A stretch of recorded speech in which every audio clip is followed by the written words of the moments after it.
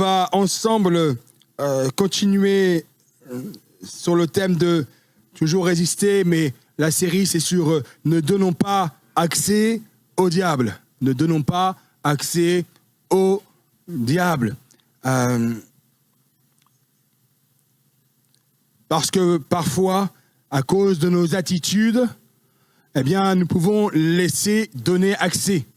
Et vous savez ce que le diable fait quand il rentre chez vous ? D'accord, il dérobe, il tue, il détruit. Il met votre vie à sac. Votre vie à sac. Je ne sais pas si vous avez déjà arrivé, vous. Enfin, j'espère pas, mais ça peut arriver à certains d'être cambriolé.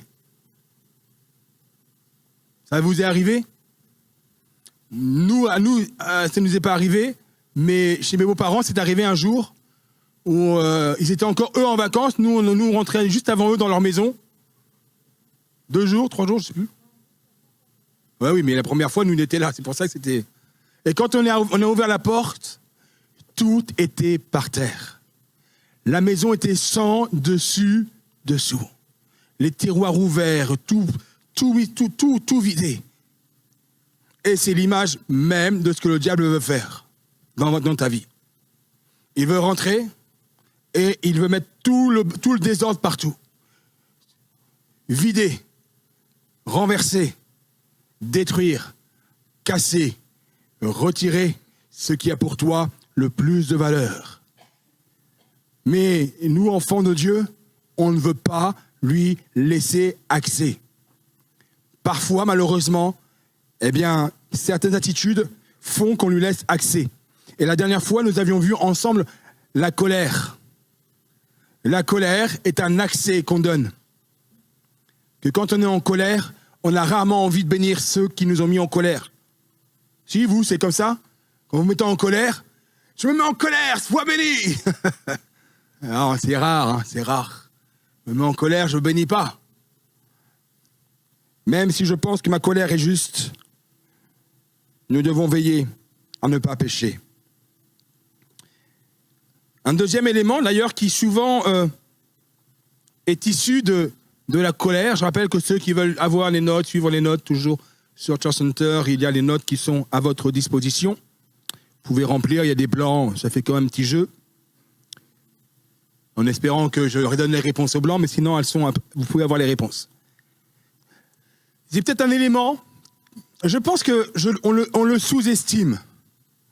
On ne donne pas cet élément nocif dans nos vies, on ne donne pas l'importance qu'il doit avoir.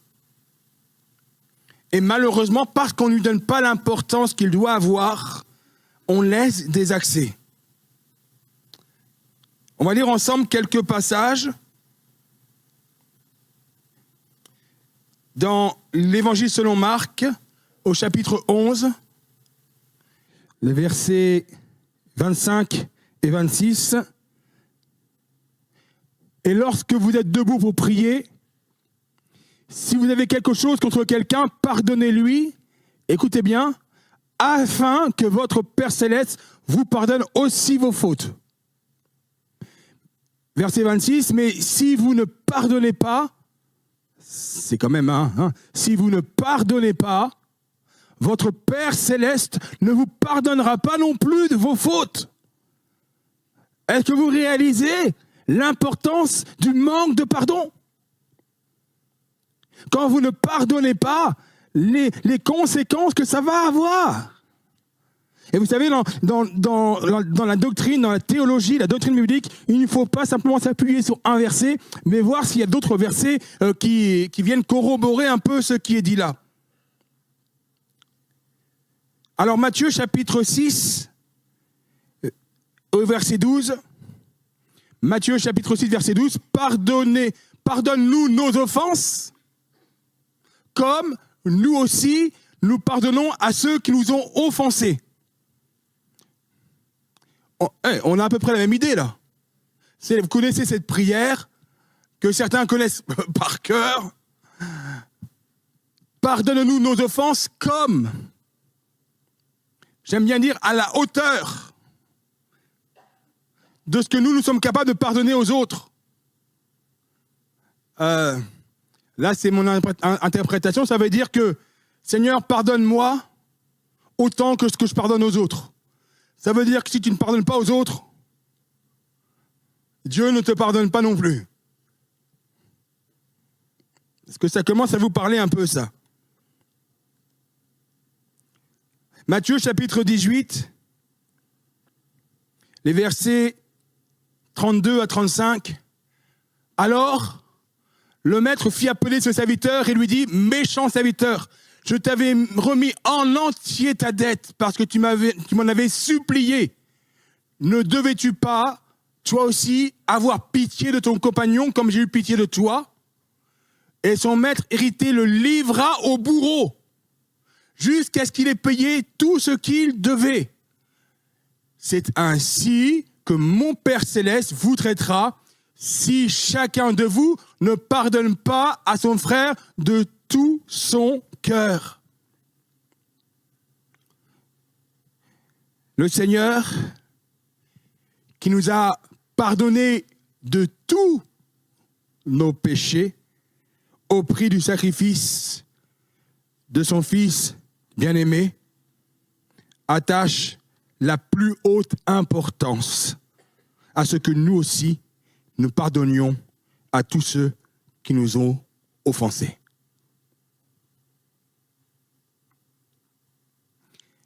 Est-ce que ce matin, quelqu'un a déjà été offensé par une personne? Ouais? Par 2 personnes? Par 5 personnes? Et on pourrait faire le compte comme ça. Et la question que Dieu te pose ce matin, c'est est-ce que tu as pardonné à tous ceux qui t'ont offensé? Ah! Parce que si tu ne l'as pas fait, il y a une conséquence.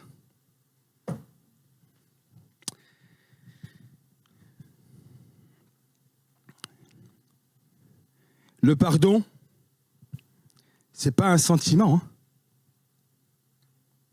Le pardon, c'est une décision claire de ta volonté.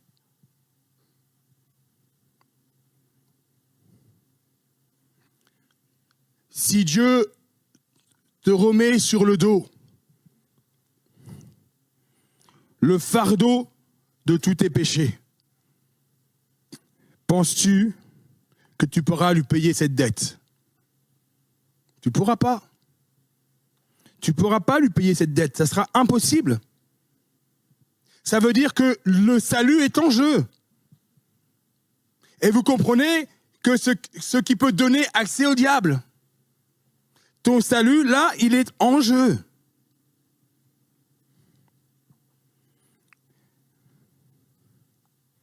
Non seulement le péché nous empêche d'être pardonnés par Dieu, mais en plus, ça ouvre une porte directe au malin. Vous avez lu avec moi ce que le maître va dire? Je vais te livrer au bourreau.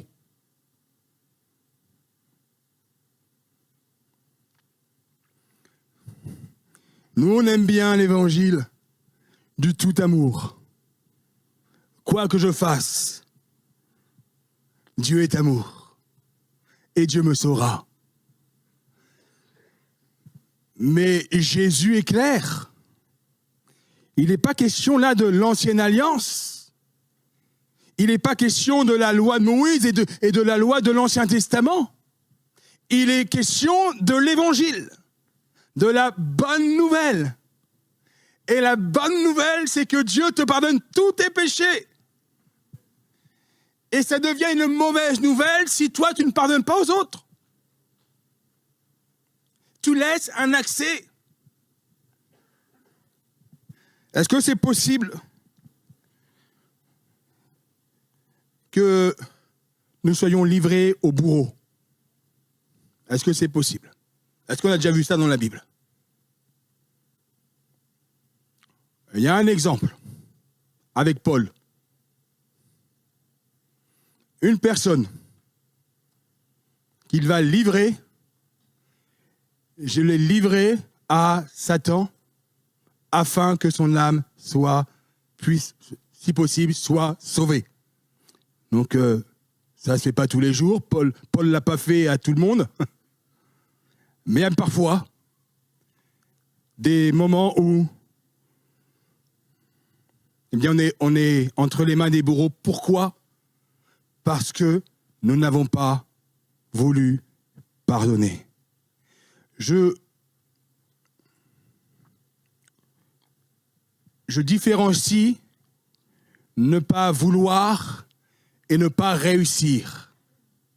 Ce sont deux choses différentes. Celui qui ne veut pas, c'est une question de volonté. Celui qui ne réussit pas, c'est une question de démarche. La démarche est déjà de vouloir et de ne pas réussir. Là, le Saint-Esprit va aider parce qu'il y a une démarche de vouloir. Mais si tu ne veux pas, si tu dis non, c'est pas juste, c'est moi qui ai raison, à ce moment-là, il aurait fallu venir mardi soir à l'enseignement biblique où on parlait de la justice de Dieu et tu aurais dit, finalement, c'est normal. C'est normal. D'ailleurs, Paul va écrire aux Corinthiens, dans la deuxième épître, 2 Corinthiens, chapitre 2, les versets 10 et 11. « Or, à qui vous pardonnez, je pardonne aussi. Et si j'ai pardonné quelque chose à quelqu'un, je l'ai fait à cause de vous, en présence de Christ, afin de ne pas laisser à Satan l'avantage sur nous, car nous n'ignorons pas ses intentions. » Et nous l'avons dit au tout départ, les intentions du diable, c'est de détruire, de voler, de dérober, de tuer, d'éliminer. Et ça, c'est ses intentions. Et nous ne voulons pas laisser au diable la possibilité de mettre en exécution ce qui est dans ses intentions. Non. C'est pour ça, ce matin, s'il vous plaît, prenez à cœur de pardonner à ceux qui vous ont offensés. Si d'abord tu as cette volonté de vouloir pardonner mais que tu n'y arrives pas, le Seigneur saura te remplir d'amour pour que tu sois capable de pardonner à celui qui t'a offensé. La Bible ne dit pas « demande à lui de te demander pardon ». Ça ne marche pas comme ça. Ce qui marche, c'est de toi pardonner. L'autre, c'est son problème.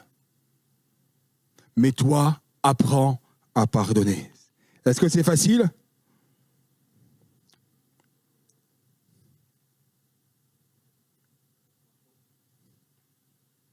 Ça va dépendre de l'offense.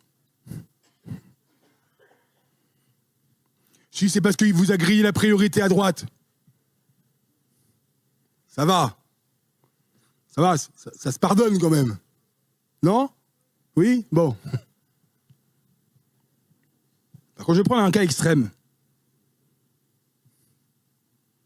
Si c'est parce qu'il y a eu un attouchement sur ton enfant, c'est plus la même chose.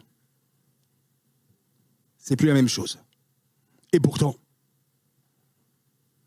Et d'ailleurs, c'est là qu'on se rend compte qu'il y a besoin de toute la grâce de Dieu pour être capable d'être amené à pardonner. Sans la grâce de Dieu, ceci est impossible. Humainement parlant, c'est pas possible. Ce n'est possible que par l'action du Saint-Esprit dans ta vie. Dans la parabole du semeur, Seigneur Jésus parle des mauvaises semences qui viennent étouffer la parole de Dieu dans le cœur des chrétiens.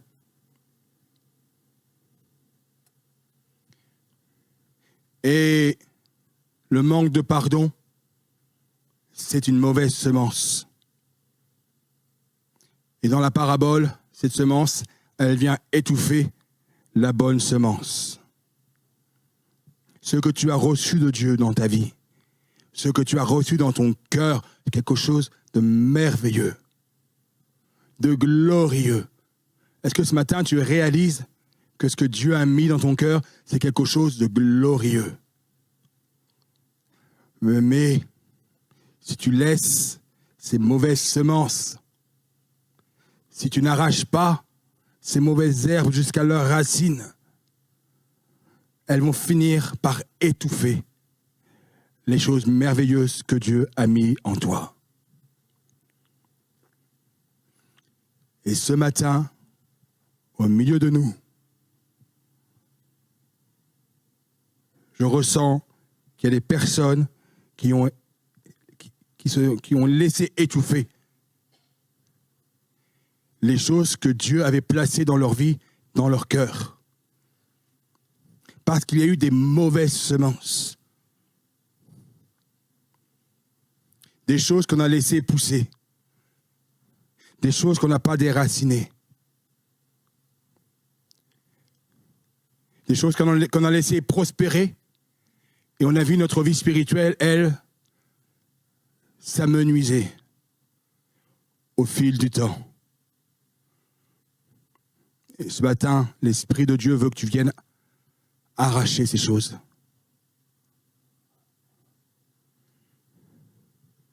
Arracher les mauvaises herbes, quand il y en a 2, 3, c'est plaisant. Quand il y a plus de mauvaises herbes que de bonnes herbes, que les bonnes plantes, là, ça devient usant, fatigant, désespérant. À la maison, c'est pas moi qui fais. Moi, je passe au désherbant, ça va plus vite. Mais le problème, c'est que ça brûle tout.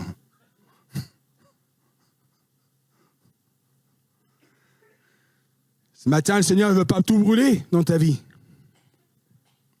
Si le Saint-Esprit venait même maintenant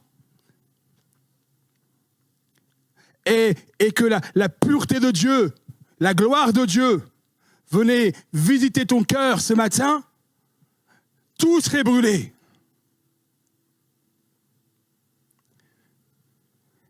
Mais ce matin, il te laisse l'opportunité à toi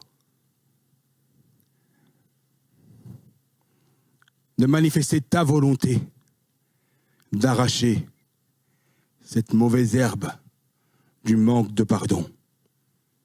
Oui, tu as été offensé. Il ne faut pas nier cela. Le pardonner, ça ne veut pas dire qu'il ne s'est rien passé. Ça ne veut jamais dire cela. Mais c'est oui, j'ai été offensé, c'est vrai. Mais je choisis de marcher sur la voie du pardon. Je choisis de marcher sur la voie du pardon. On va s'arrêter là quelques instants. Je voudrais qu'on ferme nos yeux quelques instants. Même si je n'ai pas terminé. Peut-être que je reprendrai après, mais vraiment, le Seigneur me met à cœur de prendre le temps là nécessaire pour que certaines puissent entamer un processus. Tu dois accepter que tu as été offensé. Tu dois accepter que tu as souffert. Tu n'es pas là pour nier la souffrance. Oui, tu as souffert. Dieu sait que tu souffres encore. Dieu connaît ton cœur. Il connaît ta souffrance. Il sait ce qui arrive à tirer des larmes de tes yeux. Et même celui qui est à côté de toi ne voit pas ces larmes qui coulent dans ton cœur. Mais celui qui est toujours auprès de toi et qui lit jusqu'au plus profond de ton être a vu tes larmes, a vu ta tristesse, il a vu ta douleur, il a vu l'offense qui t'a été faite. Et ce matin, pour te sortir de cette situation de souffrance, il veut t'amener sur le chemin du pardon. Est-ce que ce matin, tu veux entrer sur le chemin du pardon? Je n'avais pas prévu du tout de faire ça comme ça. Ce n'est pas du tout ce que c'était prévu au départ. Ceux qui me connaissent savent que c'est la première fois d'ailleurs que je fais ça comme ça.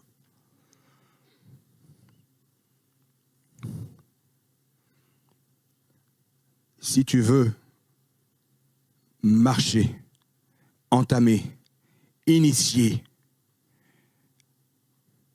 ta vie dans le chemin du pardon, simplement, manifeste-toi, lève ta main là où tu es dit, moi je veux. Je veux plus souffrir. Une main, deux mains se lèvent. Est-ce qu'il y a d'autres mains qui veulent se lever? Une troisième main, alléluia. Alléluia, une quatrième main. Oui, tu as été offensé. Alléluia, gloire au Seigneur. C'est bien de le reconnaître. Mais c'est bien de dire, Seigneur, maintenant je veux changer. Vous pouvez baisser votre main. Je veux changer maintenant. Je veux marcher sur la voie du pardon. Ô Éternel, tu as vu, ces mains se sont levées là. Et si tu avais prévu ces moments maintenant, pour que ta gloire resplendisse dans les cœurs, pour que ton amour, Seigneur, resplendisse dans les cœurs, pour que ta consolation puisse intervenir par le consolateur, le Saint-Esprit, dans les vies et dans les cœurs. Ce matin, tu veux faire une œuvre de restauration. Tu veux guérir les cœurs brisés.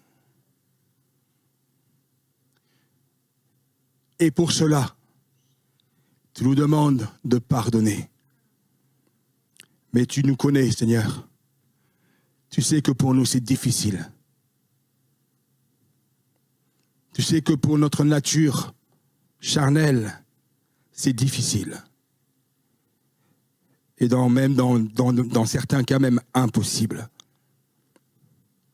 Mais comme nous l'avons dit déjà, ce qui est impossible aux hommes est possible avec Dieu. Et lorsqu'il y a cette volonté qui s'est exprimée ce matin de commencer un nouveau chemin vers le pardon, ton Saint-Esprit s'est mis à l'œuvre en action. Seigneur, tu vas maintenant travailler le cœur. Tu vas maintenant, Seigneur, mettre dans le cœur de chacun de ceux qui ont manifesté ce désir la force, l'amour, la persévérance, tout le nécessaire pour arriver à pardonner. Nous nous souvenons que toi, Jésus-Christ, celui qui était le plus offensé du monde et de l'humanité, tu as pu pardonner. Alors tu sais nous montrer le chemin. Que ton nom soit béni. Que ton nom soit glorifié, Seigneur Jésus. Alléluia. Alléluia, Seigneur. Une œuvre de restauration ce matin se fait dans ton cœur. Accueille l'Esprit de Dieu en toi. Accueille la puissance du Saint-Esprit en toi. Laisse-le te visiter. Laisse-le te nettoyer. Laisse-le purifier en toi ce qui est plein de pus, purulent, ces abcès qui ont besoin d'être purifiés. Et c'est l'œuvre du Saint-Esprit ce matin. Que tu sois dans cette salle, que tu sois chez toi devant la vidéo, l'Esprit de Dieu est à l'œuvre. Il n'est pas limité par la distance. Et il veut faire son œuvre. Le Seigneur a tant de choses pour toi. Il a tant de choses pour toi ce matin. Alors Seigneur, que ton nom soit béni. Que ton nom soit glorifié. Et que ton nom soit élevé. Au nom puissant de notre Seigneur Jésus. Amen. Amen. Gloire à Dieu. Bon. J'ai beaucoup d'annonces. Et le point que je voulais voir avec vous me paraît un peu trop long. Mais on va quand même le commencer ensemble. Parce qu'il y a autre chose dans nos vies qui donne un accès au diable. ce sont les soucis du siècle. Les soucis. Il y en a qui ont des soucis. Ouais. Merci Manu, je me sens moins seul. Les sans soucis, je crois que ça n'existe pas.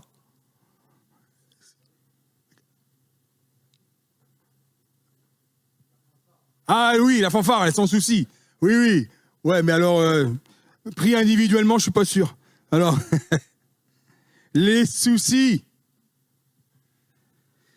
c'est les inquiétudes, les craintes, les peurs, le stress, les angoisses. Vous connaissez ça? Tout le monde connaît ça. Tout le monde a déjà connu ça. Et peut-être que certains le vivent maintenant. Les médecins, les psychanalystes, les psychiatres savent que tous ces soucis constituent l'une des principales causes de maladies psychiques et physiques.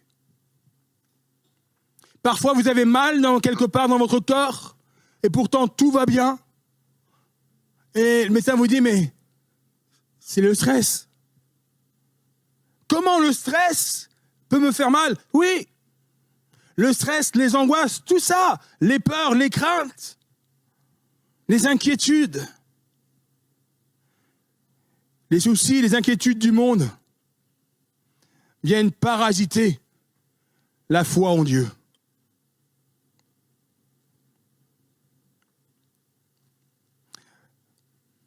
Parce que ça vient parasiter la confiance que l'on a dans le Tout-Puissant. On s'angoisse, on se stresse, on s'inquiète, alors que notre Dieu est le Tout-Puissant.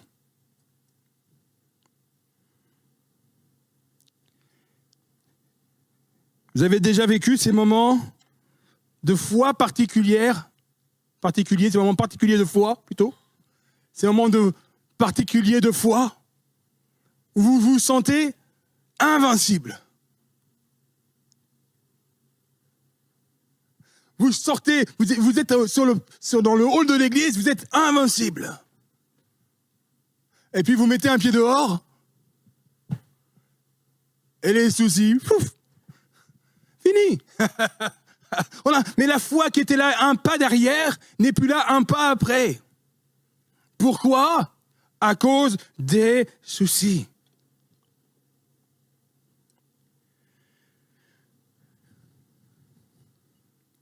Nous devons comprendre que toute crainte trouve sa racine même dans la crainte de la mort.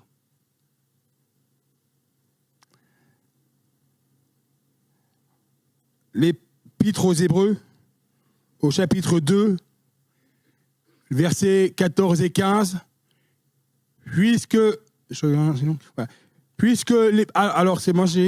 ainsi donc, puisque les enfants ont en commun la condition humaine, lui-même l'a aussi partagée de façon similaire. Ainsi, par sa mort, il a pu rendre impuissant celui qui exerçait le pouvoir de la mort, c'est-à-dire le diable, et libérer tous ceux que la peur de la mort retenait, leur vie dans l'esclavage. Oui, j'ai eu du mal parce que c'est une version différente de la mienne. Libérer tous ceux que la peur de la mort retenait leur vie durant dans l'esclavage. Il peut nous libérer. Et même plus que cela, il nous a libérés. Qui n'a pas peur de la mort? Bon, il n'y a pas beaucoup de mains qui se sont levées. Parce que c'est pas un sujet facile. On pense toujours à ceux qui restent.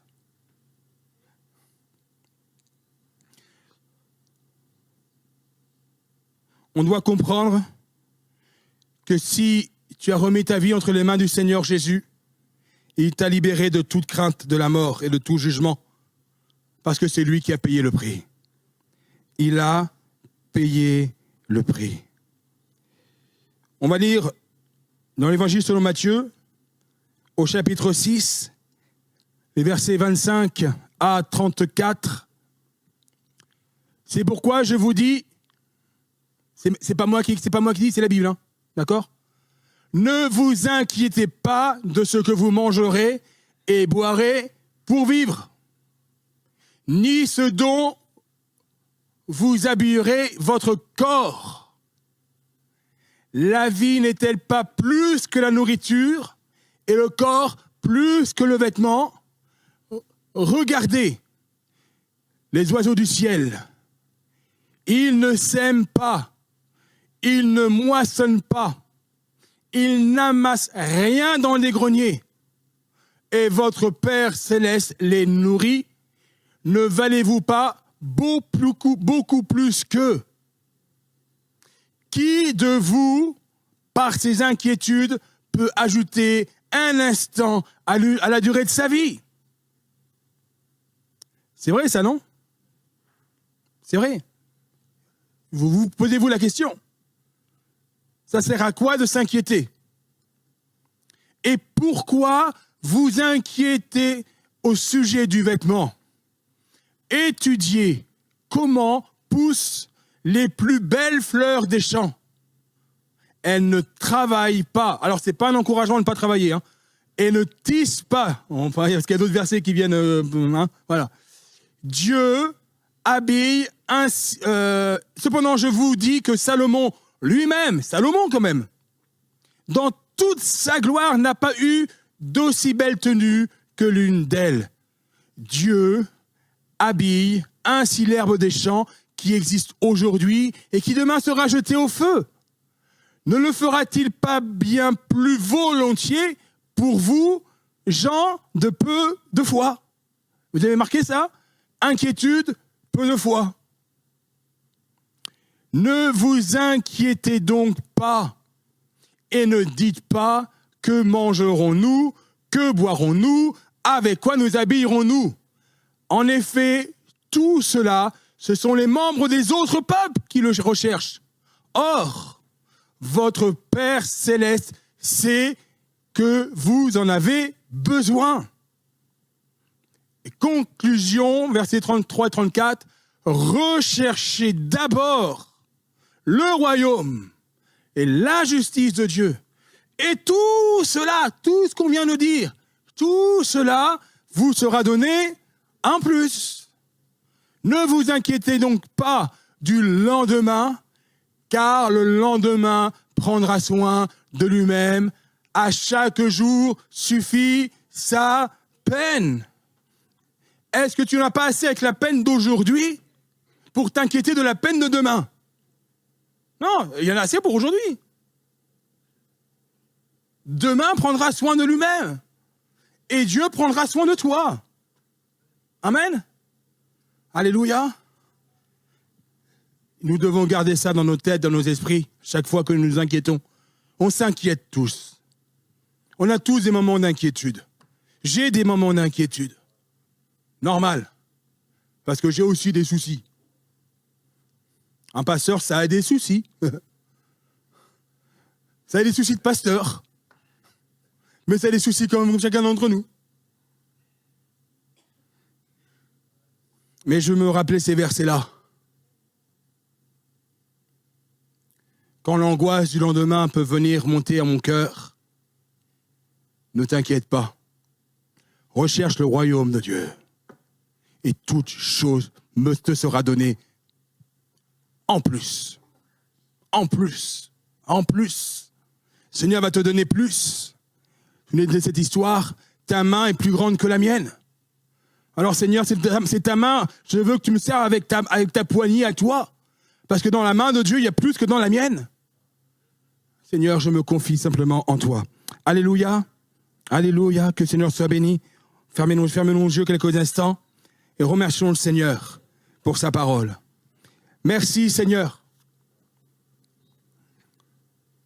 Parce que ta volonté, c'est pas qu'on te donne des accès au diable, mais ta volonté, c'est qu'on apprenne à fermer la porte.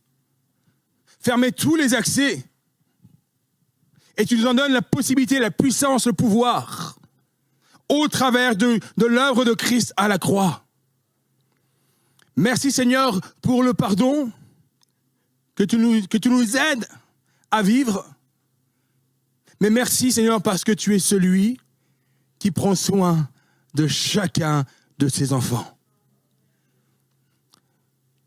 Nous ne voulons pas nous inquiéter comme le monde s'inquiète, mais notre foi est en Dieu.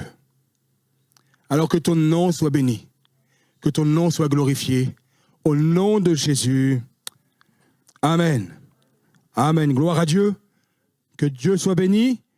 Voilà quelques annonces avant de nous séparer.